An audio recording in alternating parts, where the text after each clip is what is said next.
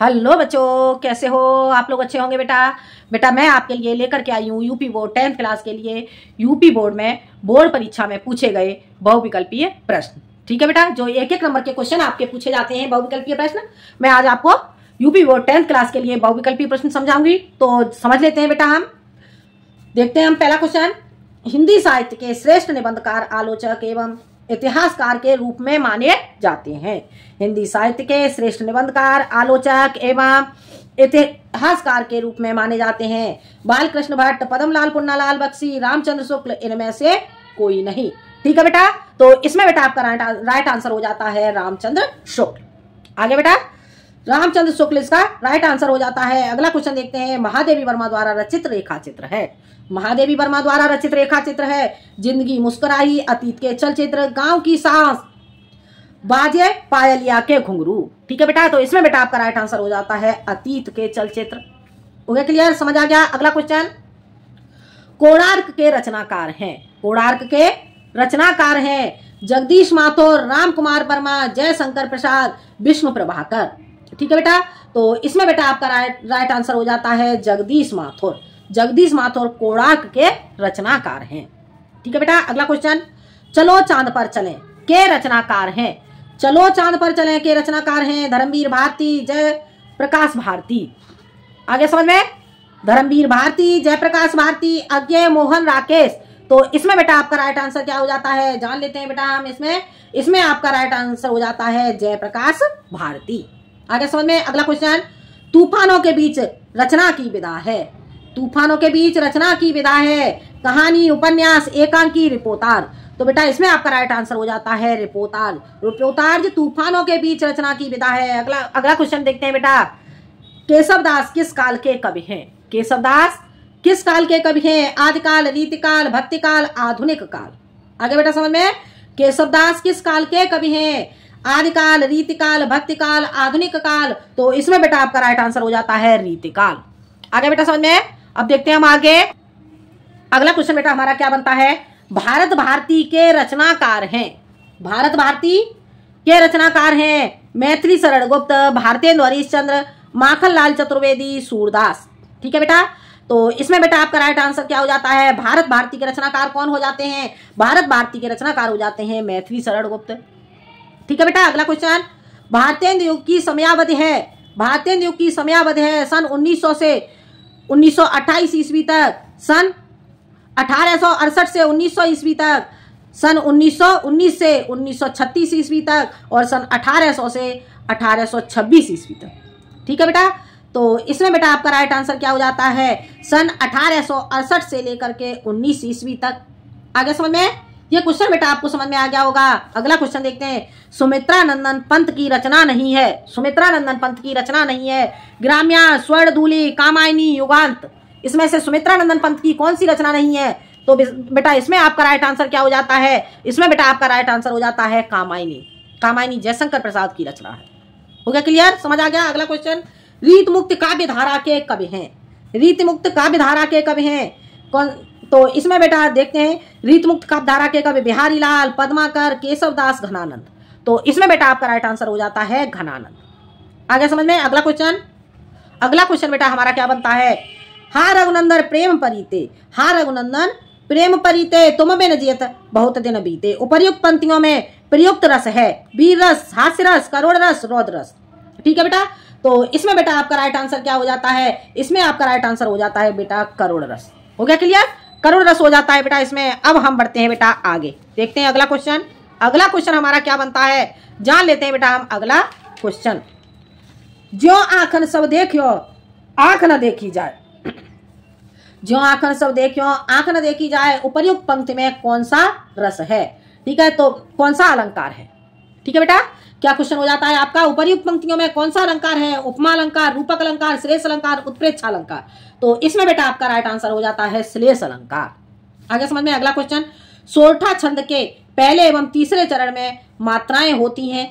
सोरठा छंद के पहले और तीसरे चरण में मात्राएं होती हैं बेटा।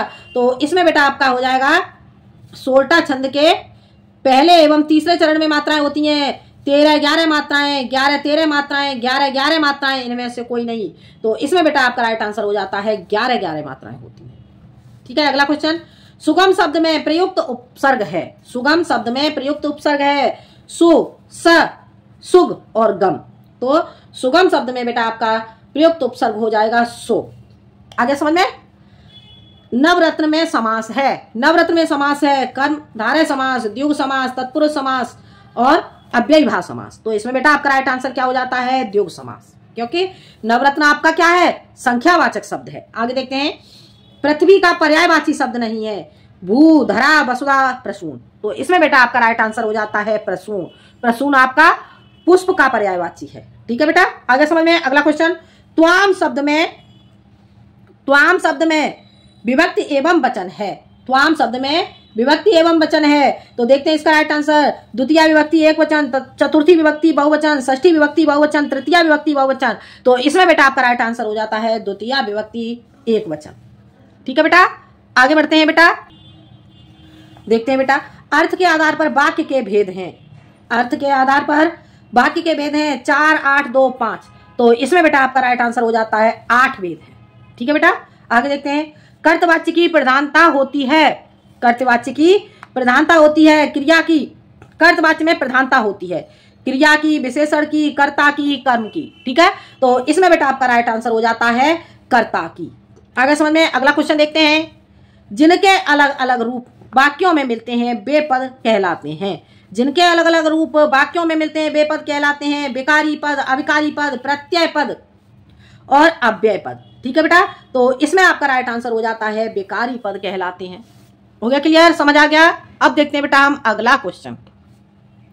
अगला क्वेश्चन हमारा क्या बनता है बेटा, रक्षाबंधन नाटक के रचनाकार हैं। रक्षाबंधन नाटक के रचनाकार हैं उपेंद्रनाथ अस्क, हरिकृष्ण प्रेमी, उपेंद्रनाथ अस्क, हरिकृष्ण प्रेमी, राम कुमार वर्मा, चतुर्सेन शास्त्री। ठीक है बेटा, तो इसमें बेटा आपका राइट आंसर क्या होता है जान लेते हैं बेटा हम। इसमें आपका राइट आंसर हो जाएगा हरिकृष्ण प्रेमी। ठीक है बेटा, अगला क्वेश्चन देखते हैं, राग दरबारी रचना के उपन्यासकार हैं।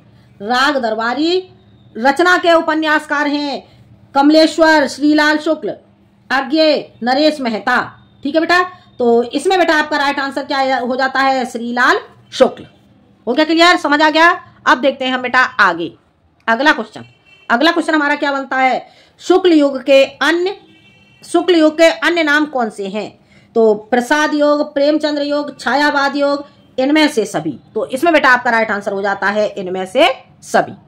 हो गया क्लियर बेटा, समझ आ गया। अब हम बढ़ते हैं बेटा आगे, देखते हैं हम अगला क्वेश्चन। अगला क्वेश्चन बेटा हमारा क्या बनता है जान लेते हैं बेटा हम। अगला क्वेश्चन देखते हैं, विष्णु प्रभाकर किस युग के कहानीकार हैं? विष्णु प्रभाकर किस युग के कहानीकार हैं? 24वां क्वेश्चन हो जाता है हमारा बेटा, भारतेंद्र युग के, छायावाद युग के और द्विवेदी युग के, इनमें से कोई नहीं।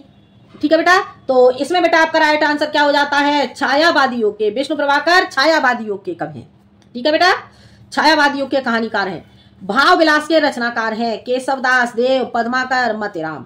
ठीक है बेटा, तो भाव विलास के आपके रचनाकार हो जाते हैं बेटा देव। ठीक है, आगे समझ में। अगला क्वेश्चन, प्रयोगवादी काव्य की विशेषता है चित्रमयी कल्पना की प्रधानता, रूढ़ियों के प्रति विद्रोह, प्रकृति वर्णन, आश्रयदाताओं की प्रशंसा। तो बेटा इसमें राइट ऑप्शन हो जाता है बेटा आपका रूढ़ियों के प्रति विद्रोह। ठीक है बेटा, आगे समझ में। अगला क्वेश्चन देखते हैं।